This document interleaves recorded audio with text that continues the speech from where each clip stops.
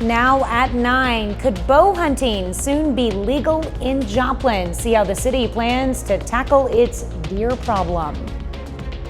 An effort is underway to preserve a long-lost mural found here at Camp Crowder after decades. I'm Samantha Walker, and I'll have that story coming up. And heavy spring rains bring challenges and blessings for farmers in Southwest Missouri. See how they're adapting. The 4 states' most watched news starts now. Deer in Joplin could soon be in the crosshairs, literally. This is KOAM News at 9 on Fox 14. I'm Tanya Bach. The Joplin City Council considers allowing regulated bow hunting within city limits to help curb the growing number of deer vehicle collisions. Now, the city does not currently have measures in place to control the urban deer population. The new ordinance would permit archery hunting on private properties of at least 1 acre, with hunters required to be 16 or older, register with the city, and follow strict safety rules.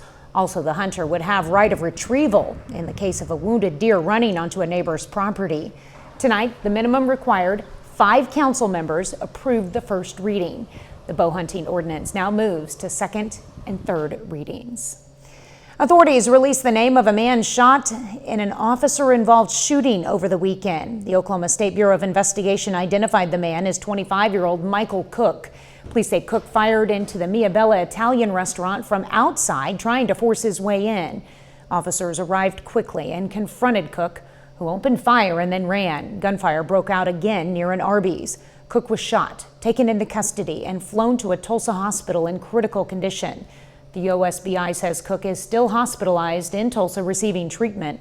No officers were hurt, and one person inside the restaurant had minor injuries from flying glass. Official charges will be determined by the Ottawa County District Attorney's Office. No word on the suspect's motive. Meteorologist Lindsay Gaffney joins us now with a first look at weather.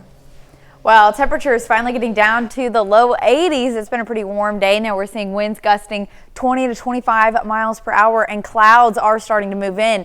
Now I've got an isolated threat for severe weather in our far western counties right when the line of storms moves in, which we'll look at here in a moment after midnight tonight. And then we have another round of storms coming in at 2 p.m. tomorrow, which is going to bring another severe threat. Now we're under a flood watch until Wednesday at noon, though this will likely get extended because we have consistent rain chances all the way through the week and weekend. Now what we're watching, like I said, we've got these clouds moving in, but what we're watching are the line of storms that are moving into the Wichita area now. Severe thunderstorm warnings are expected potentially into right when it moves into our area just due to the straight line winds. You can see how this line of storms starts to bow out, has a severe thunderstorm warning on there. Some strong winds associated with that line of storms. That'll be hitting us around 12:30 to 1 a.m. Now I'll have a full forecast coming up. All right, thanks, Lindsay.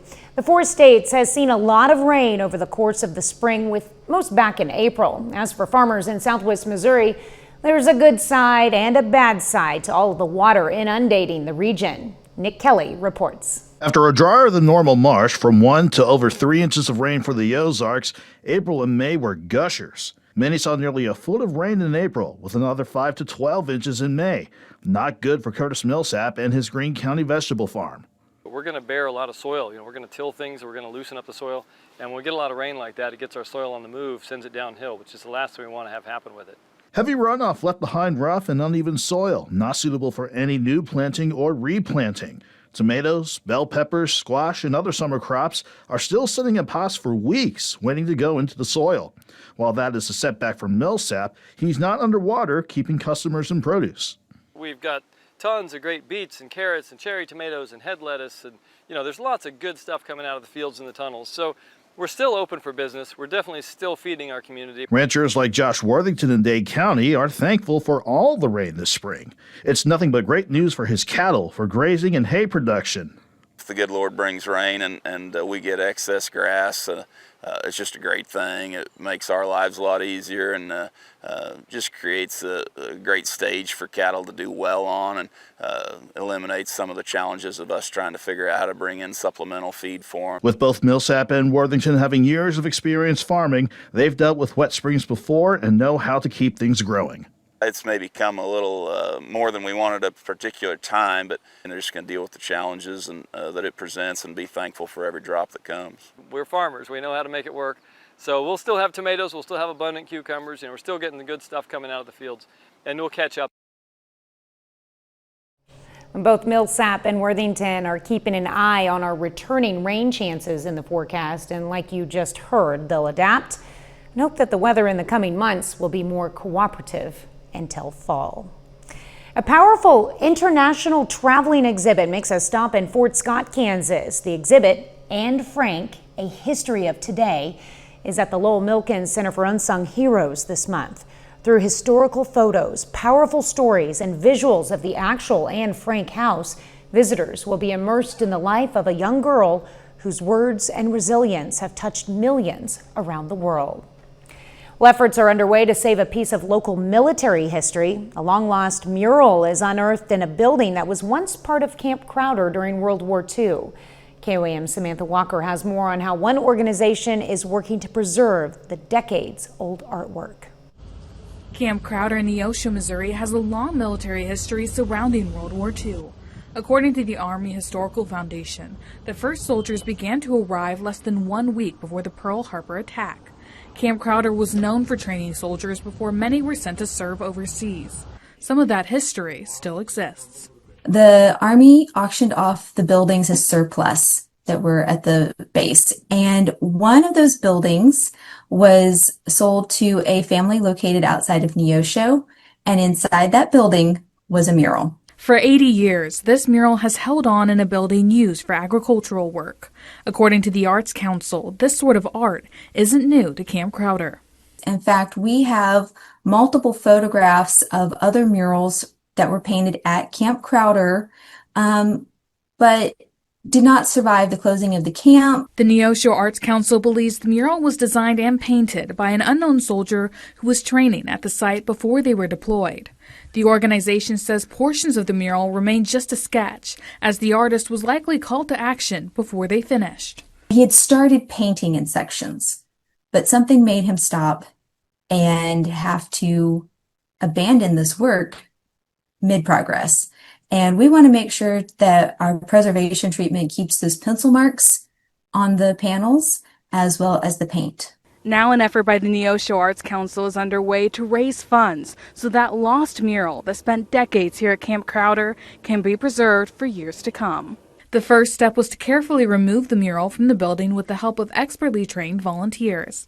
Now they're hoping to raise $25,000 to continue preserving the work. We will never find a World War II era mural like this again connected to our community, and we must preserve it, and we need the community support to do that. The Neosho Arts Council is now asking for community support for the project. Donations would help cover repairs to the mural, paint restoration, and preservation treatment. Our goal, of course, is to bring this mural back to Neosho for public display so that it can help tell the story of soldier artists as well as to tell the history of Camp Crowder in Neosho. Reporting in Neosho, Samantha Walker, KOAM News. The Neosho Arts Council says any donation will help their efforts with this project, and you can learn how to help on our website, KOAMnewsnow.com. Well, coming up, edible sunscreen. Can what you eat help protect you from the harmful effects of the sun? I'm Connor Hansen in New York with the answer coming up. But up first, golfers hit the green for a great cause. How they're helping local kids next. More than 160 golfers were on the green today in Joplin. The Children's Miracle Network held its annual Tournament of Miracles Golf Scramble. Now, money raised goes to help the CMN help local kids in need. We're here today. Everybody that's here today is raising money so that we can fund the programs to help kids. We're all blessed with kids around here, but sometimes those kids need that extra special attention or help that CMN provides, and that's what we're about here today, is raising that money for that. The Children's Miracle Network says they've surpassed their goal for the year, which was $100,000. Early detection and improved cancer treatments are leading to more Americans surviving and living with cancer. A report by the American Cancer Society found 18.6 million Americans are currently living with cancer, and that number is projected to reach 22 million by 2035. While the report shows cancer patients are living longer, the data also shows large racial disparities for cancer survival still exist. And routine mammograms save lives. The Radiological Society of North America looked at women who got mammograms only after cancer symptoms were detected, when compared with women who got regular screenings without symptoms. Those who got routine scans had lower odds of advanced stage breast cancer, lower rates of needing a mastectomy, and lower rates of death. It's another reminder that early detection is everything. Well, as the summer kicks off, we have to think about sun safety. A growing trend has people eating their sun protection this summer. Not for real. Connor Hansen has more on if it's safe and how much it can protect your skin. We all know it's important to lather on sunscreen before heading outside, but some are suggesting nutrition can play a role in skin protection. Edible sunscreens are becoming more and more popular, and typically what ingredients these edibles, whether they're gummies or pills, contain antioxidants. And the idea is that these products will actually help protect from the inside out at the cellular level. Antioxidant-rich foods such as berries, leafy greens, and dark chocolates or dietary supplements containing vitamin E or C can help with skin health, but it's not the main way to avoid harmful UV rays. Popping a pill or gummy sounds simple, but there's no scientific evidence you'll get real UV protection relying solely on your diet or supplements. They help supplement your topical sunscreens, but they're never going to be a replacement for them.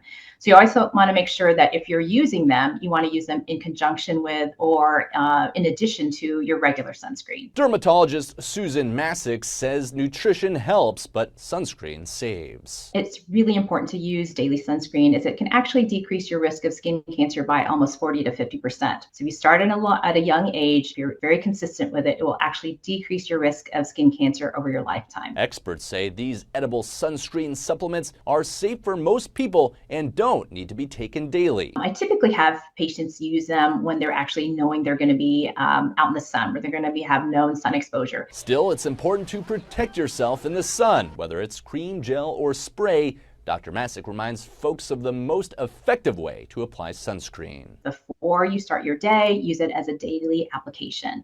If you know you're going to be headed out for a sunny day or spending time outdoors, you should try to put it on about 15 to 20 minutes ahead of time. Reapply every 2 to 3 hours, because after a period of time, it's just no longer as effective or as protective. You want to make sure you use plenty of sunscreen. Don't be stingy. If you do get sunburned, Dr. Masick suggests cool compresses, ibuprofen, or aloe, and avoid heat on your skin like a hot shower. And if you start seeing significant blistering or have a high fever, you need to seek medical attention. In New York, Connor Hansen, Fox News. Well, Lindsay is next with a complete look at your forecast, and later, Trump's big, beautiful bill. The Senate returns to Capitol Hill to begin debate on President Trump's big, beautiful bill. I'm Molly Henneberg in Washington with why it could be an uphill battle for the Republican leader.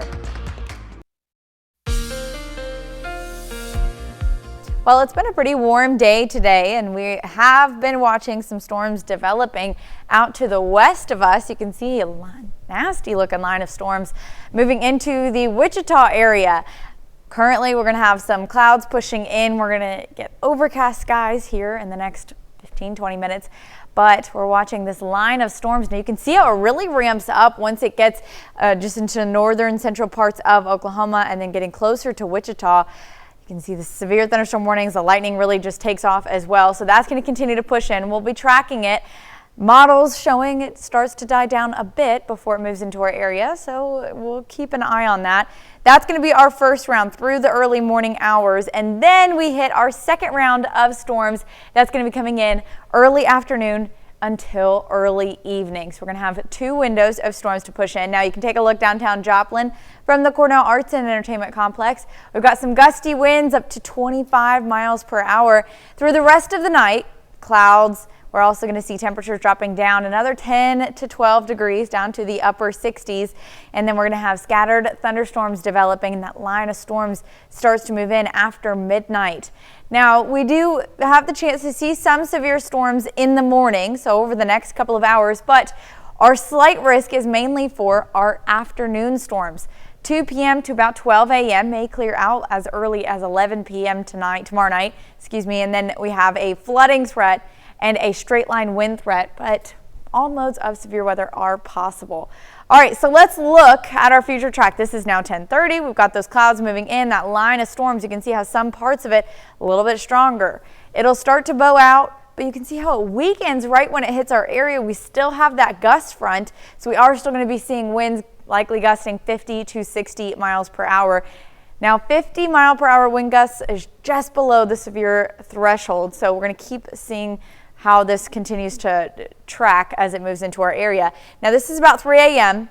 Some strong storms moving into the Columbus Oswego area, maybe even hitting the Pittsburgh area. Those clear out. We'll have a bit of a lull there during the daytime hours, but our second round of severe weather, you can see strong line of storms starts to push in. Now, with this line of storms, again, we're looking at that straight line wind threat, hail threat, but we're also looking up at spin-up tornadoes. We're having winds moving in from the northeast and winds ahead of the front from the southwest. As those winds meet, their opposite directions are going to collide, could rotate. Again, just those spin-up tornadoes, pretty weak, but we're going to keep an eye on that. Now, this is about 4:30.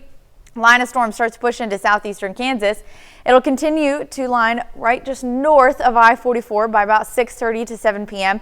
and then pushing through southeast by about 8:30. Now, the initial line of storms is what we're mostly looking at. After that, we're just left with some thunderstorms by about 11 to 11:30 p.m.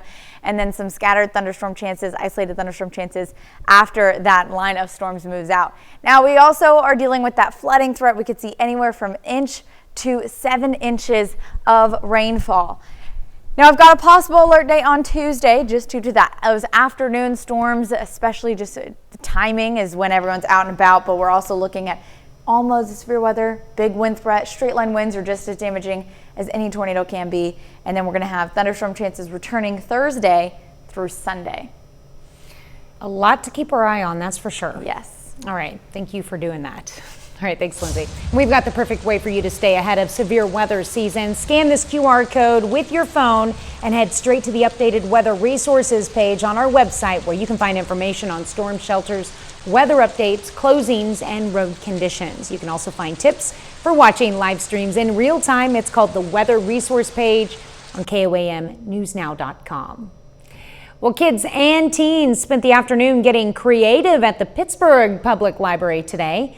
Maker Monday is part of a free weekly program designed for ages 10 to 18, giving young people a chance to get off their screens and into some hands-on crafting. This week they made bracelets, but each Monday features something different. The library provides all the supplies with no registration required. Up next, mail delivery changes worry rural Missourians. We'll show you how a new plan could impact small businesses, farmers, and your community. Concerns over a proposed plan to optimize mail delivery in rural Missouri are still unresolved. The plan is called the Regional Transportation Optimization. Chris Bryant spoke with an organization trying to help. A reduction in mail delivery to local post offices is a concern for small business owners. Frustrating because it causes delays in bills getting to you, and also delays in your payments going out, and even medications, other time-sensitive documents. An initiative will eliminate the end-of-day collection at post offices more than 50 miles from one of the nation's 60 regional processing and distribution centers. USPS, that is a lifeblood for those of us who live and work, particularly in rural America. A post office oftentimes is the lifeblood of activity in a rural community. For those of us that conduct farm business or any type of business, to receiving bills, to corresponding with loved ones. According to Save the Post Office, roughly 3/4 of the post offices in the country would be impacted.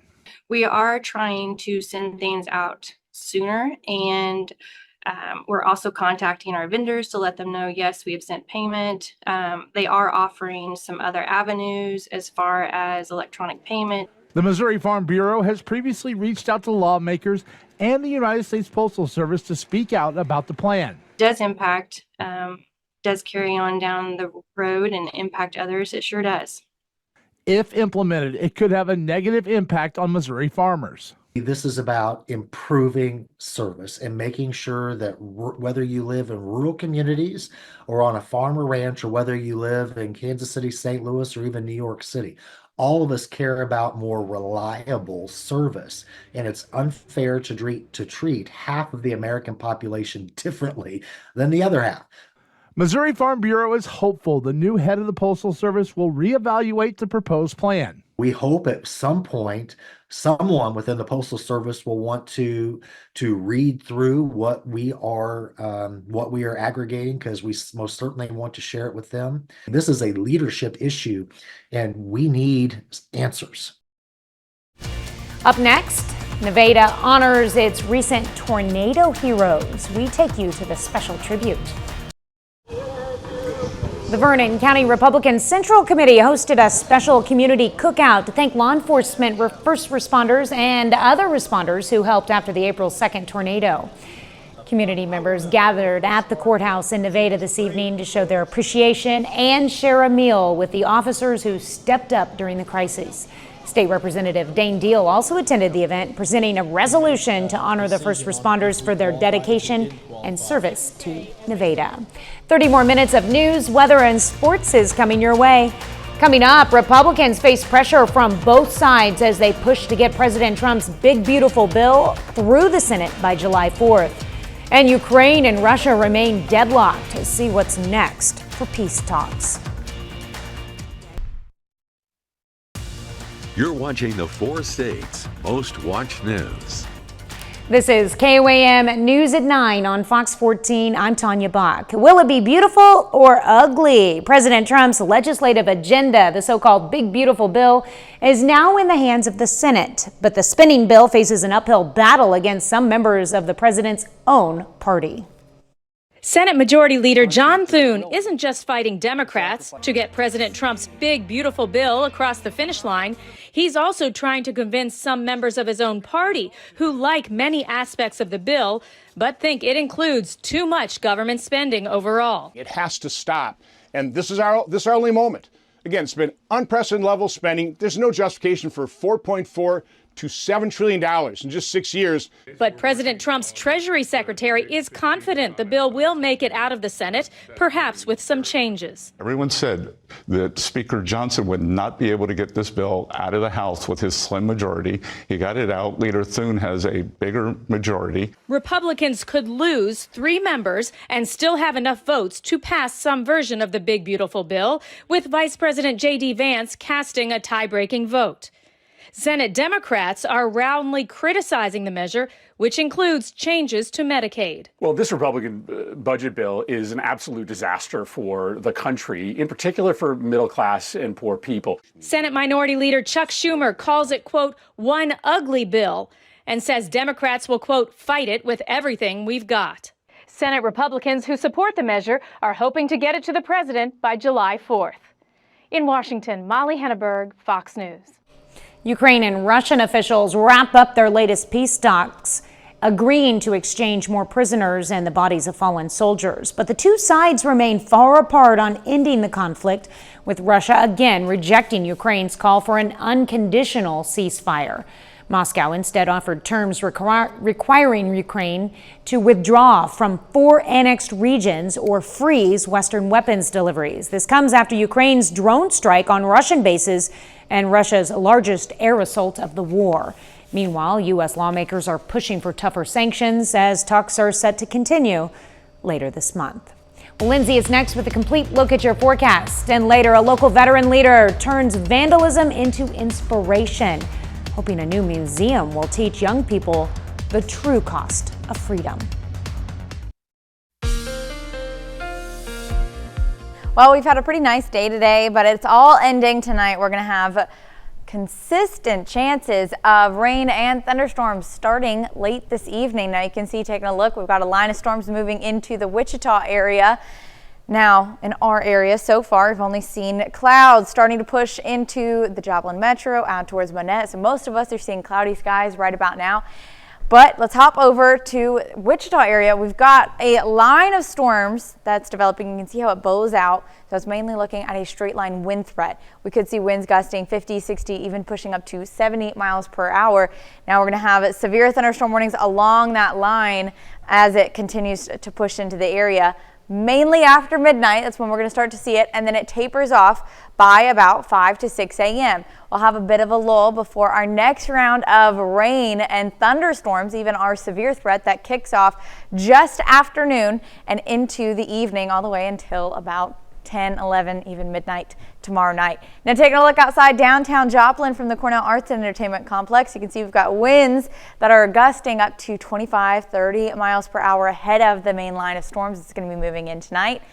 And again, we could see some severe thunderstorm warnings along this line that's coming through tonight and through the morning, but our slight risk for severe weather, which is showing behind me, is mainly for the storms in the afternoon, starting at 2 p.m. until about midnight. And then we have a flooding threat, gusty winds, which are those straight line wind threat, and small dime-sized hail that we could expect as well. So let's go ahead and look at our future track. All right, so 10:30, so in the next hour, this is getting closer all the way into the Wichita area in an hour, making it into our area by about midnight.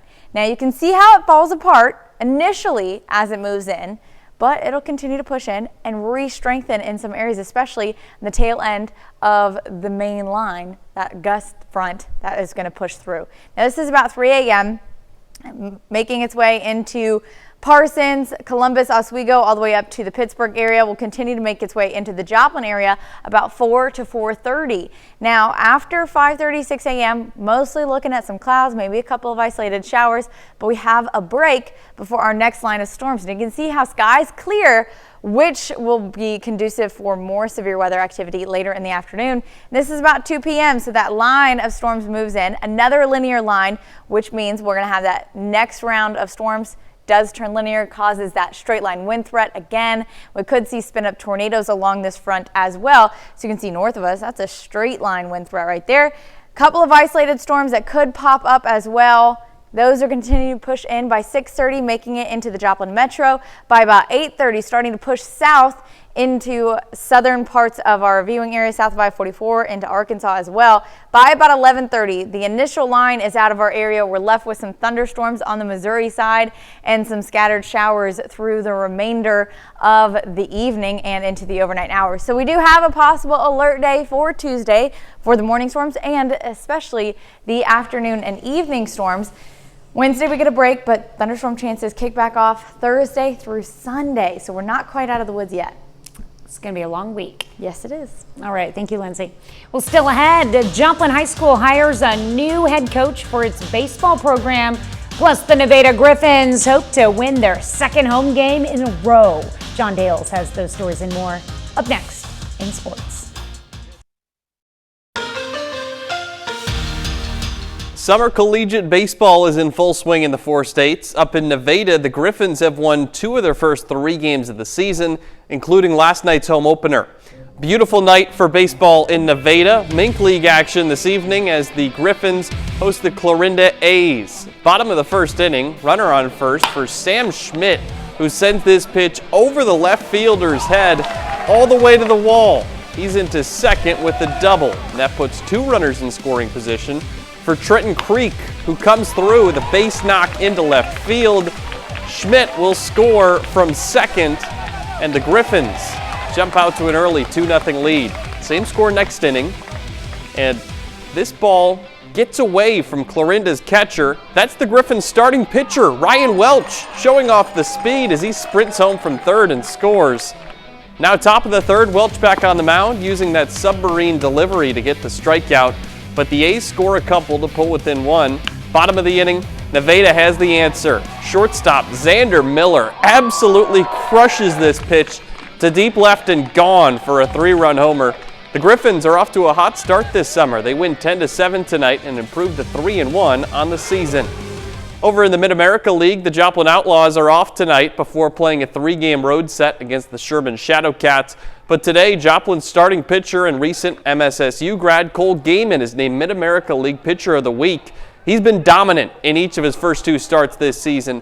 Gaiman has not allowed a single run in just over 13 innings of work while racking up 18 strikeouts and winning each of those starts. Now, this weekend marked the end of the road for all of our local high school baseball teams. To begin the week, several of our local athletes received all-conference honors.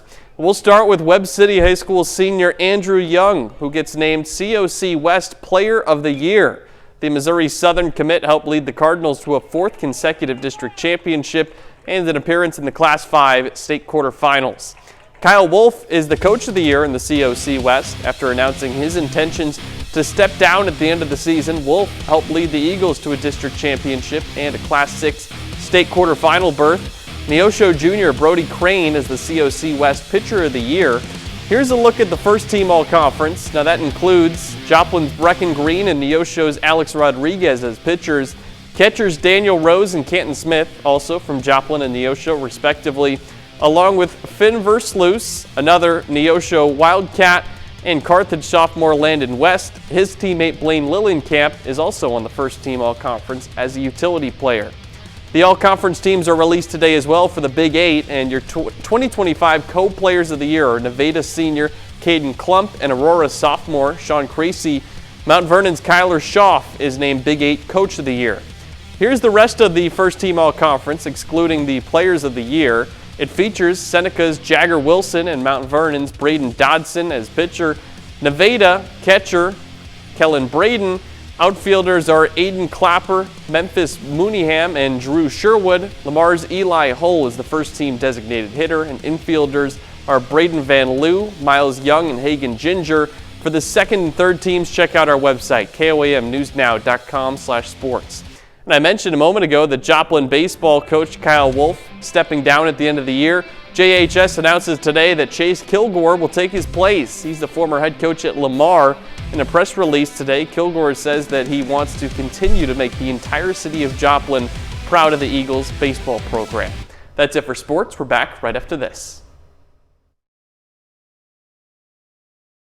The American Legion Post in Miami, Oklahoma is turning pain into education with a new museum expansion. In September, we reported the Post had discovered the flags they had flown for 9/11 were vandalized. As KOAM's Lonnie Walton reports, the Legion members hope their new museum project will remind and educate young people that these soldiers may be gone, but their legacy is not.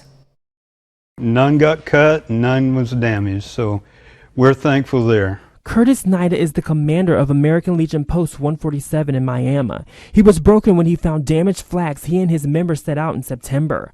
He believes this sort of vandalism will be less common of young people if they had greater understanding of the sacrifices our military members had over the generations. That's why he's excited for the expansion of a brand new museum he hopes to educate the next generation. When these kids come in and they're going, ooh, oh, you know, we didn't know this or we didn't know that. And just to see them light up and the questions they ask is amazing. Chris Mays is the museum coordinator. He, along with NIDA, is trying to get to those youngsters. I want to actually show them footage of something, say, like Pearl Harbor, because right now they're not being really informed on what some of this stuff that has happened in the past is. Mays says this facility is going to cover 3,000 square feet and include history spanning from the Revolutionary War all the way to Afghanistan, and it's going to cover all area tribes. Which will include a big segment of the code talkers that were from the area. We're going to have a large screen TV here. NIDA wants to send one message to the world. I know it's an old saying, freedom's not free. We paid for it. Reporting in Miami, I'm Lonnie Walton, KOAM News. Post 147 says donations primarily fund the facility, and they also say there are several ways you can donate, either in person or online. The museum is scheduled for completion in late July. Ana de Armas is the new assassin in the John Wick universe, facing danger, revenge, and Keanu Reeves himself. We've got a sneak peek up next.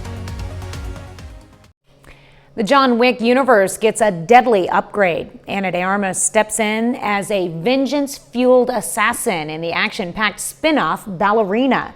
She's backed by a killer cast, including Norman Reedus, Ian McShane, and a return from Keanu Reeves. And we caught up with the stars and director Lynn Weisman for a sneak peek at the high-stakes new chapter. Here's Fox's Ashley Dvorkin. Welcome to the Continental. Ana de Armas takes the spotlight in Ballerina as the new deadly assassin in the John Wick spinoff set between chapters 3 and 4. It was like a big deal to step into this world. It was kind of like a terrifying, amazing thing to do. And I loved it. I loved every second of it, all the training, the prep. They killed my father. She plays Eve Macaro, a young woman on a mission to avenge her father's murder. I was kind of like training at the same, like going through what the character was going through, kind of like finding myself into the warrior I could be, the best version of my, my fighter mode. And it was really cool. She was ruthless with it, to the point where she'll get herself really revved up before a fight scene. And I love that. They just want me dead to get to her. Walking Dead star Norman Reedus joins the fight as a father on the run from the assassin life. He has very similar energy to Eve in the way that he's willing to go against everybody for what he believes in. And that's kind of where Anna, her character, sort of realizes what I'm doing, and because she went through that herself. Ian McShane is once again calling the shots as the Continental's mysterious boss, Winston. It was great to have, a new dance partner, in a sense, for this one, with the lovely Ana de Armas, who I think brings a great, freshness to this franchise. You're him. Keanu Reeves is back as John Wick himself to pass the torch to the franchise's first female lead. To have him on set with me, like supporting my film and my character and kind of like giving his blessing to this extension of the franchise, it was a dream come true. I'm not leaving. Your choice. In Hollywood, Ashley Dvorkin, Fox News. Ballerina starts in theaters this Friday. And that's our time for tonight. Thank you for joining us. We're going to leave you with video of a rare snow leopard cub born at a wildlife sanctuary in Kent, England. Have a great night and an even better tomorrow.